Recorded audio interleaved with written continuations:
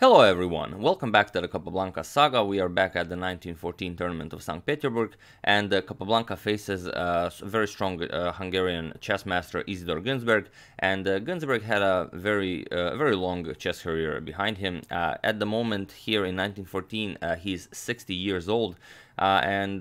He started his chess career actually pretending to be a chess automaton, the so-called Mephisto.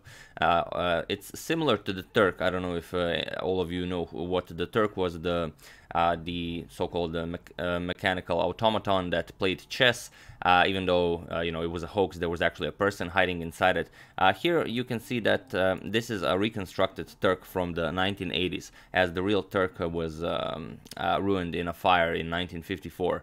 In 1854, and after that, it was just burned down, and this is basically what it looked like, to my knowledge. There you see the place where you fit a person inside, and from there, through some mechanical sorcery, you would move the pieces, and then the Turk would beat you.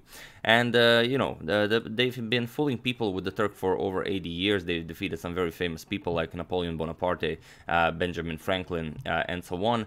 But Isidor Gunsberg, when he was 20 years old, he started controlling the Mephisto, but it was a different type of automaton. It was controlled electronically and also remotely. So there wasn't a person hiding inside of it. It was just a table with a chess, and the Mephisto, it was a red devil attached to the table that moved the pieces. So I've never actually seen it work, as the whereabouts of the Mephisto are unknown, but later Mephisto became a well-known chess playing automaton that you can buy even today. But yeah. Also interestingly, the Turk was burned down in 1854, and also Isidor Gunsberg was born in 1854. So is that a coincidence? Hard to say.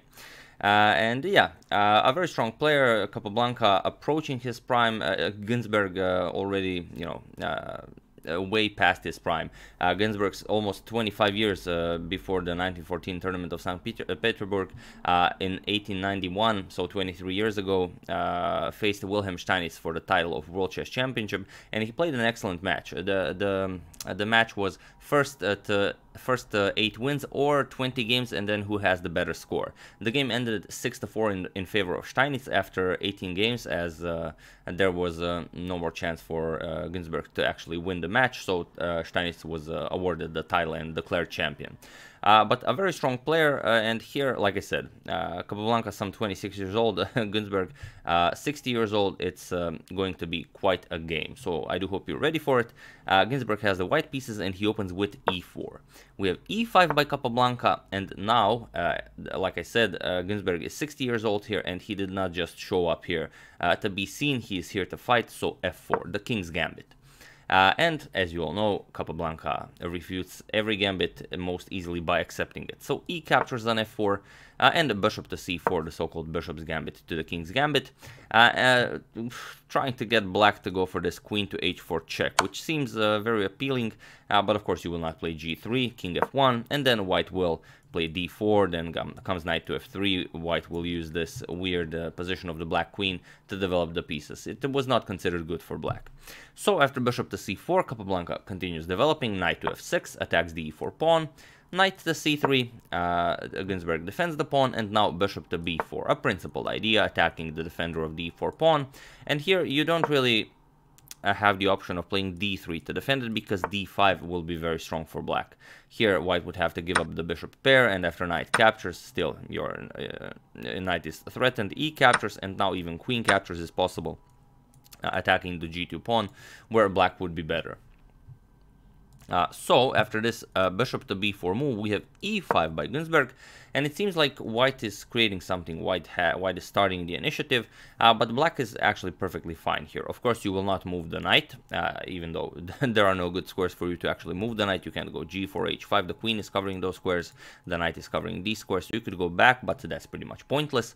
d5 by Capablanca. And now this exchange will not favor white. For example, captures, and now you could go queen e2 check. Black will block. You'll capture here, attack the rook g8, and it seems like white achieved something, but not really. Black is much ahead in development. Black can just develop the knight, develop the queen, castle queenside, g7 pawn will be captured, and then black will have a nice semi-open g-file for the rook. Well, white still has a king in the middle of the board and still has to figure out how to go about this. So after d5 we have bishop to b3, bishop b5 check also an option. Gunsberg goes for bishop to b3, and now comes knight to e4. And of course you cannot capture here. If you capture the pawn, then comes queen to h4 check, and black wins the game. g3, now comes pawn captures, h captures, and now, well, either you start running away and lose a lot of material, or you just get checkmated. So after knight e4 we have knight to f3, preventing queen h4 check, and now comes c6. And here queen to e2. Here white prepares to eliminate the d4 knight. The queen and knight threaten to capture, and Capablanca wants to push g5. So for the moment it's not possible. First he captures on c3. Bishop captures on c3. Now the strong knight is stronger than the bishop. We have d captures on c3, opening up black's white's dark square bishop, and now g5 by Capablanca. We have knight to d2, wanting to get rid of this knight, and now bishop to f5. Knight captures, we have bishop captures, and here bishop to d2. Now Gunsberg also has the option of castling queenside. We have knight to d7, going after the e5 pawn, and now c4. Attacking Capablanca's strong center, but also making room on c3 for the dark square bishop. Queen e7, we have c captures on d5, c captures on d5, and bishop to c3. And here it would be too soon to go after the pawn. If you play knight captures, then you just run into this pin. White can go queen b5 check. Now you can't go back with the knight because you lose the rook on h8, so you'd have to move the king. And it's where do you move the king? If you go king f8, then bishop b4 wins the queen. And if you don't, if you go something like king over to d8, then you're just in the center of the board. White will castle queenside, and now your king is just in the line of fire. So after bishop to c3, we have castles by Capablanca, first getting the king to safety, and only now after the castling, Capablanca is ready to capture the pawn. But now Gunsberg takes care of it. e6 attacks the knight, and also there's a discovered attack on the rook on h8. So to defend both threats, we have knight to f6, and now comes e captures on f7. Queen captures, and Capablanca goes for queenside castles. And now rook h to e8. Sorry, Gunsberg goes for queenside castle and rook h to e8. So as you can see, it's Gunsberg who has the bishop pair, but Capablanca is a bit ahead in development. And there are no useful discoveries for the moment. Bishop captures, anything will just be met with queen captures, whatever discovery was made, and there are no other useful discoveries. Bishop f3, queen can capture, so not a problem. Gunsberg goes for h4. We have h6, h captures, and now rook to h6. A very nice rook lift that comes with a double attack towards the knight on f6, so Capablanca defends it. We have rook to e6, defending the knight twice now, but also perhaps the knight, this rook can join in the attack against the white king in some later point of the game. But we have bishop captures, rook captures on f6, and now not capturing immediately, but first queen to g4 check. We have rook to f5, blocking check, and also not allowing the rook to remain a target on f6. And here we have rook d to h1, doubling up on the h file. Here, this was a mistake by Gunsberg. A rook to e1 was a better move. But I'll let you decide why it was a better move. Rook to e1 was supposed to be played. Gunsberg played rook to h1, and before this move, it's still a playable position. White is doing great. Capablanca did not. He's up a pawn, but Gunsberg is throwing a lot of pressure Capablanca's way. Here, rook to h1 was played. Now, feel free to pause the video here and try to figure out why this doesn't work and why rook to e1 would have been better. I will give you a couple of seconds as usual. For those of you who were able to do it, congratulations. You are an excellent winner of games. And for those of you who just want to enjoy the show, rook h1 is a blunder because f3 here. And now you can see that you cannot capture. If you capture, then bishop captures comes with an attack against the queen and against the rook here, so it would not be possible. So if we return to this position before rook to h1 was played, rook to e1 is better. Now you're already threatening rook captures on e4, the pawn is pinned due to the bishop being on f3, and also now f3 doesn't really do anything, you can just capture it, and bishop captures only comes with an attack against the queen, queen d4, there are no hidden dangers here. But okay, rook to h1 was played. Congratulations if you found the refutation. f3. Gunsberg played h7. Rook to h7, attacking Capablanca's queen. And now, once again, I ask you to pause the video and try to find the end of this game. For those of you who were able to do it, congratulations. You are an excellent temporary sacrificer of queens. And for those of you who just want to enjoy the show, f captures on g2 was played. A very temporary queen sacrifice by Capablanca. And now if you capture on f7, you get g captures on h1. You can bring a queen into the game. And now after you move the king or the queen moves, you can just capture. And in the end, you will be up a whole rook.